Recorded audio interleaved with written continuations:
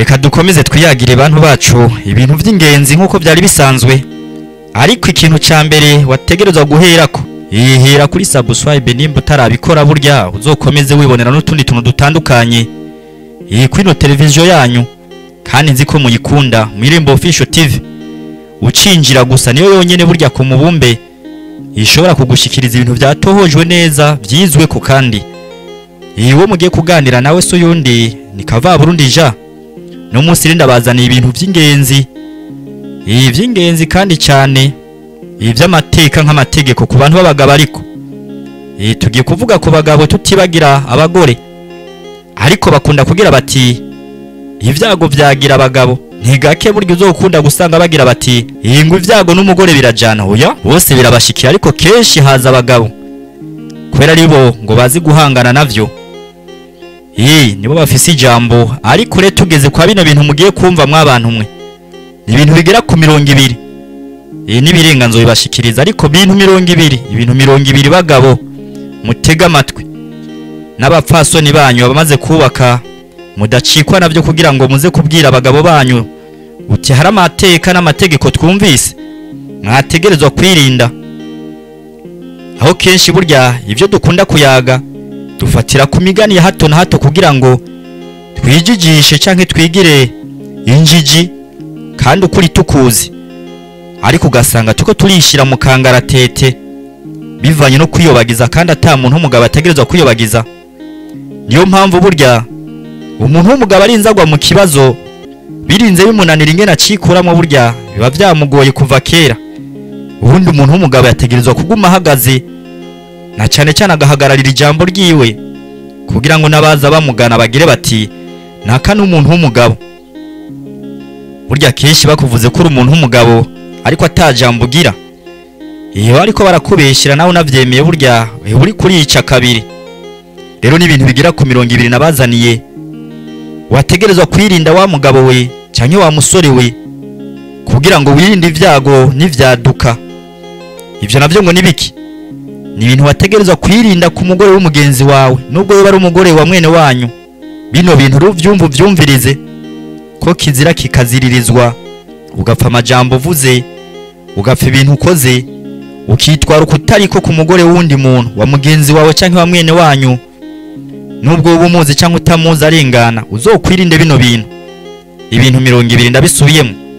Rero ufata agatebe wumvirize udacikwa na kimwe, kubera burya ibihereza nivyo vy'ingenzi gusumba.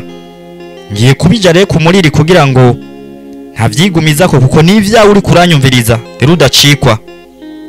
Kintu ca mbere baragira bati burya umugore w'umugenzi wawe canke nubwo yoba ari uwa mwene wanyu, uzomwirinde umwegegwe kure, kuko si uwawe. Baramukoye batamukoye ivyo ntibikuraba, ariko umwegegwe kure, urondera uwawe canke utegereze nimba utaragera aho worondera umugore, ariko umugore atari uwawe. Nimba ari umugore w'umugenzi canke ari umugore wa mwene wanyu, umwegegwe kure, kubera na vya bindi aho hambere hahise waza wumva ngo nuguterana intobo ntabwo bigihari. Rero nawe wa mugabo we canke wa musore we wubaho ku mugore atari uwawe, umushaka kwiki. Aho benshi byahuza twatujambo twa shiri, twa bebe, twa bizu, aho bagira bati burya umuswe ujya umuhini usotera isuka. Ayo majambo rero ku mugore atari uwawe uzoyirinde, kuko birashobora kugukwegera mu bibazo tokwikura mu wa muhungu we canke wa mugabo we. Rero tuno tujambo twa shiri, bebe, bizu n'utundi twa hato na hato uzotwirinde ku mugore atari uwawe. Si ivyo gusa, kigira kabiri guhamagara umugore atari uwawe amasaha yitereye, ni kutubaha umugabo wiwe. Kuba rero utokubaha umugore wa mugenzi wawe canke wa mwene wanyu uri kurarenga karimbi, ugafata ukamuhamagara amasaha yitereye ngo duhurira aha, cyangwa ukamuhamagara no kuri telefone, ntabwo haba harimo icubahiro cyo kuwo mugabo burya yamwishakiye akamushikana. Rero uvyirinde uri kuranyumva. Guha ikaze umugore atari uwawe muri restaurant, mu kabare, intandero burya ngo biba birimwo mu gihe utaba wabisabira uruhusha ku mushinga ntawe wiwe. Burya hashobora kwadukira izindi ngeso utarugambiye gukora bivanye n'ingene wamuhamagaye mu kibanza kitari gitegekanije ko umuhamagara umushinga ntawe we watabizi. Burya amajambo aragenda, ashobora kuvyumva canke akicisha hafi yaho muri akababona. Uzumusigurira gute ko hasohokanye umugore w'uwundi muntu canke wiwe utabisabiye uruhusha? Ubundi ku mugabo yiyubaha, nimba ukeneye umugore wa mugenzi wawe canke w'inshuti yawe canke wa mwene wanyu kumusohokana, yego bibaho. Hari ibintu wategerezwa kwisunga. Gerageza nimba ufise amafaranga make ubisabire uruhusha. Uvuga uti naka twariganye canke twarasangiye ubuzi butandukanye, twarakoranye tunaturiya tukiri bato, rero nifuza kuzomugurira agafana. Umugabo ababizi pana kwiyadukiza umuhamagare. Aho naho urumva n'abagore canke n'abakobwa bashobora kuba bo bikora canke barabikoze canke bagambiriye kuzobikora. Mwirinde kubera vyo bononera kibano, ugasanga birabagoye mu kibano. Nivyo canke ngo guha impano ziri romantike, impano ziri romantike ukayiha umugore wundi muntu wa mugenzi wawe canke wa mwene wanyu, ntabwo ari vyiza. Ubundi kabara gasuzuguro nimba ari ikintu ubonye ko gikenewe ku mugore w'umugenzi wawe canke wa mwene wanyu ndetse n'uwundi, wibaza ko umugabo bavyamunaniye, urinze ubibona ngo ugomba kwitanga, uyitanga ku mugore w'abandi ushaka iki? Burya n'umugore wa naka ntabwo ari umugore wawe. Umugore w'uwundi muntu burya wumve ko ari ikintu kizira kandi kikaziririzwa. Kubera ingeso zishobora kuhadukira, zishobora kuba nyinshi, ugasanga ibintu birabaye ndanse. Si ivyo gusa, kigira gatanu kigira kiti kuryamana n'umugore w'umugenzi wawe canke w'umubanyi wawe canke wa mwene wanyu ni ikosa rikomeye. Dukunda kuvyumva hirya no hino ngo biravugwa, burya ngo akariho karayagwa. Ngo kurya mwana burya atari urya mugabo. Kumbo gasanga ni mwene wabo yamusigariye mu kibanza aho benshi bakunda kwitwaza ya majambo atagira mvura ngo umurima w'umugenzi ngo ucungu uhagazemo.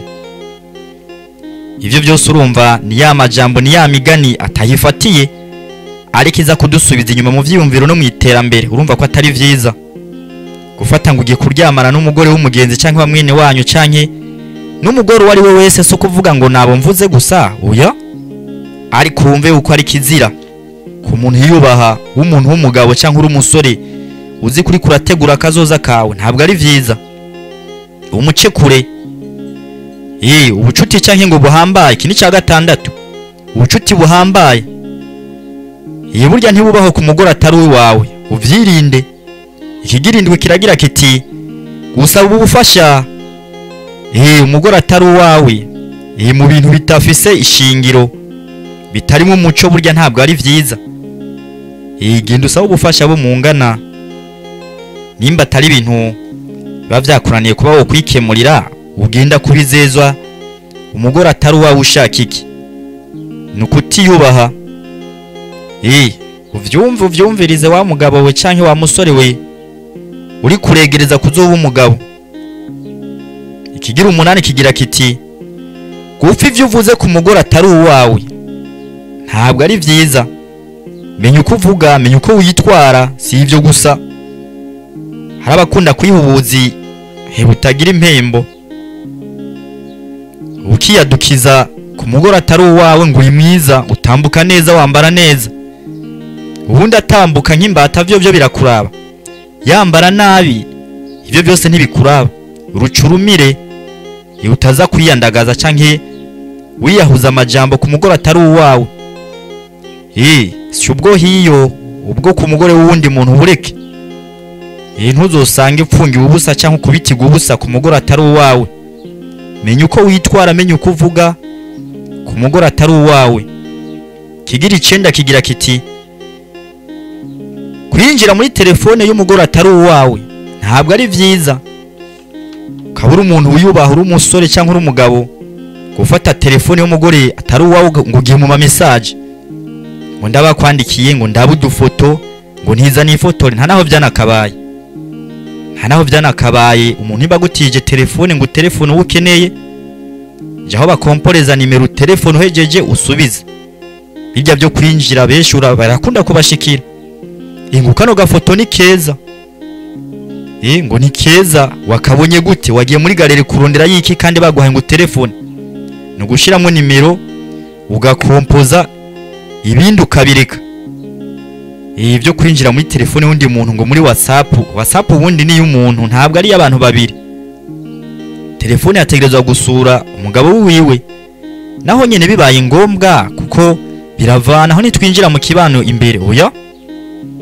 Kigira 10 kigira kiti kwa wobuzi uwo mugore cyangwa umumva cyangwa ukumva ibyabo n'umugabo wiwe nta murozi burya asumba wewe ushobora kubinjirira ngo ugiye kubahanura na cyane ugahanura umugore ngo bavane n'umugabo wiwe cyangwa ngo yitwara kutariko ku mugabo wiwe. Urumva ubura umuntu mubi, umuntu w'umubishura vyumva. Ubundi nimba udasanzwe ufise iyo mpano yo guhanura winjira ku mugore w'undi muntu mubwira ngo uritwara uku uramuganza nataguhiki uritwara uku niyakubwira uku nawe uramubwira uku niyacahare nawe uracahariya. Ubundi ukurarima amacakubiri mu bantu bikundaniye mu mugore n'umugabo bibereho neza nawe wabuze ico ukora uri kurabinjirira. Ntabwo ari vyiza wa muntu uvyumve. Iki 11 kigira kiti nta muvumo ngana uyu ngiye kukubwira kuryamana n'umugore yambaye impeta utakoye. Ubundi mubikura he ababikora? Benshi bakitwaza imigani ngo nta kirazira igihari. Burya kirazira irahari. Bamugufatiye ko burya bijya bimara mare cyangwa kurya gupfungwa cyangwa rya mande baguca. Havuye burya intagaruka. Rero vyirinde. Umuntu yambaye impeta burya abafise ibindi bintu by'inshingano yamaze kujamwo utarashikamo. Nimbora nabishitsemwo n'umugore wundi muntu ntabwo ari uwawe. Umufise ni sawa utamufise tegereza uwawe. Utaza kwica ikibano cy'abandi bantu. Cumi na kabiri rero burya naco nyene kirakomeye. Umuyexe wawe simukawe burya. Nubwo muba mwararyamanye mwarakuriraniye impuzu burya si uwawe. Nimba mutari kumwe mwako kanya burya kumwikoza ntabwo ari vyiza. Afise burya umugabo wiwe cyangwa afise shiri wiwe ni ex wawe urumva ni ex. Yaramaze kuhava afiswe n'abandi cyangwa ari kumwe n'abandi urumva si uwawe. Uvyirinde wa mugabo cyangwa wa musore we. Menya ko ari umugore wundi muntu atari uwawe kuba yamaze kwitwa umu ex. Ico rero nacu kizirikane ko 13 kigira kiti burya hari ibintu ukora ukibaza ngo namasifa kumbe uri kuri yararaza kubusa. Ugasanga nimero y'umugabo wiwe ntayo ufise muri telefone yawe ariko akanimero k'umugore w'umugabo yamaze kumushikana mu rugo ugasanga umugore akanimero wagafise. Ubundi atari ndamutso byo bindi bintu by'ibijambo bidafate no ku kazi basi musangiye ubikura hariko. Umugore wundi muntu burya ntabwo ari vyiza kumwitwara kuko wigombeye kubika nimero yo muri telefone kandi atani cyabuza ko ategereza gutunga niyo umugabo wiwe. Naho behange wa muntu uri kuranyumva na cyane cyane abagabo n'imisore bakunda kwitwara ukutariko. Ntabwo ari vyiza. Si ibyo gusa ushobora gusanga ufise utujambo dusosa ufise ibicanke biriya ariko ngo kwihanukira iki ni 14 kagenda kuresha umugore atari wawe umugore wundi muntu wa mugenzi wawe canka arengana uzobice kure umaze kumenya ko ari umugore umva n'umugore wundi muntu cyo rero cirinda wa muntu we. 15 kiragira kiti ushobora kuba umunzi canke waravyumvise umugore wundi muntu agwaye umugera uzomwirinde. Kubera nimba agwaye umugera ukaba ufise umugore we wawe urumva uragenda ukawurahura ugacuzana mu rugo wawe nawe ukadomeka canke nimba utari bwashike mu ivyo bibero mu ivyo bigero ugasanga uzoja kwanduza uwundi mwana atazi niyo vyazananye. Uraje kubera guta wakuba umuguye kuramwanduje umugera canke ibindi bigwara. Rero ukabuzi ko ari umugore wundi muntu aragwaye umugera, bien sûr waravyumvise canke arabikubwiye canke byaragaragaye urabizi, ugenda kuryamana nawe wisunze iki, ihangane canke uronderera ahandi. Uworeka kubikora kubera kutihangana, ariko basi ukabikora mu kurinda umutekano no gusinzikaza ubuzima bw'abandi bantu bazoza bagutumbere ejo haza. Burya nivyo vyonafasha mu gihugu cyangwa mu miryango ndetse no mu mahanga. Ikora nimba uri mu mahanga ukabikora ukabuzi ko wanduye ugacuza kwanduza wo mu gihugu ciwanyu, nawe ashobora kwanduza uyundi kandi vyakuvuye, kurumva ntabwo ari amateka meza mu gihugu bivuye kuri wa muntu we, kandi uri umuntu muzima ategerezwa kuzirikana, ntabwo ari vyiza. Iki 16 kigira kiti ufise nimero zibiri, y'umugabo n'iy'umugore, ariko misi yose ukabona yuko umengo iy'umugore wundi muntu atari uwawe, umengo niyiza imbere, ntuzura vyirinda. Ariko wa muntu uri kuranyumva sana abagabo, na twatujambo ndadusubiyemo twaje teme bebe kuku ngo muri ko muraramukanya, ubundi bagira bati ngo gufyina biva mu gufyinura cyangwa gufyinuka ntumbaze. Ko tujambo rero dusoso uza kubwira umugore atari uwawe, uza kumugira umwana bebe, uza kumubebeza ariko umukene ko ikindi kintu, ubundi uri kurishira akagozi mwizosi kubera umugabo wagufashe sha, urumva vyokomera. Rero ntabwo ari ibintu vyiza. 18 kigira kiti amasaha burya y'ibiyaga arazwi, ugasanga bwakeye mu gatondo uragiye ku mirimo naka ntiwa mu telefone, kandi yego mufise ivyo musangiye, mufura afitaniye gahunda y'ivyo muzokoreranira, kubera burya nubwo mvuga uko hari ivyo gufashanya n'ibitari byo gufashanya mu majambo canke mu ngiro. Guhera saa 11 z'agatondo ntiwa mu telefone ntiwa mwandikiye, ariko hengere yamaze kwiryamira kumwe n'umushinga nawe wiwe mu nzu canke mu gitanda, ufashe telefone ugiye kuri WhatsApp cyangwa kuri Facebook ngo uri kurandikira umugore atari uwawe, ntabwo ari vyiza, uvyirinde. 19 burya kigira kiti gufata impano dukado twa hato na hato two kuza gusempatiza umugore atari uwawe, uzi nimba ari kirato wamuguriye canke ari gitenge wamuguriye canke n'utundi tuntu twa hato na hato, umugabo ashobora kutubona akamubaza ati wagakuye hehe, ugasanga arakuvuze hama bikweza ibintu birebire, nubwo yo kwinumira urumva wateranije. Urashobora kuza kuba umugabo mu kibanza cy'umugabo wundi, ntabwo ari vyiza. Wa muntu uvyumve unavyirinde kandi ubice kure. Cyanyuma arico ca 20, ibindi tuzokomeza kigira kiti gutora utunenge ku mugore atari uwawe. Nta karonze aravyibushe, nubwo umuvuga neza asa neza, aratunze arakenye, ameze uku atambuka uku avuga uku, umwinjira mu buzima, ntabwo ari vyiza. Kuyadukiza ku mugore atari uwawe ngo uri kuramutaka ivyiza canke umurata amashimwe, ntabwo ari vyiza. Twatujambo uri mwiza, twenga neza, uratesa uranyica, uza kubebeza umugore atari uwawe. Aha twavuze ku bagore bafise abagabo babo, nubwo yoba yarahukanye akaba ata divorce burya yahabaye, ntabwo ari vyiza, bice kure. Burya si ivyo gusa, tuzokomeza we komeza ugire subscribe, usharinge rega n'abandi bibashikire, na commentaire burya irakenewe ku bagore n'abagabo, ndetse nabimirije kwinjira mu ayo mabango yo kwitwa abagore n'abagabo. Namwe ntabwo mukumiriwe, mugira ico mubivuze kugira ngo dukomeze twigishanya duhanura abana bariya, kuko burya birakenewe.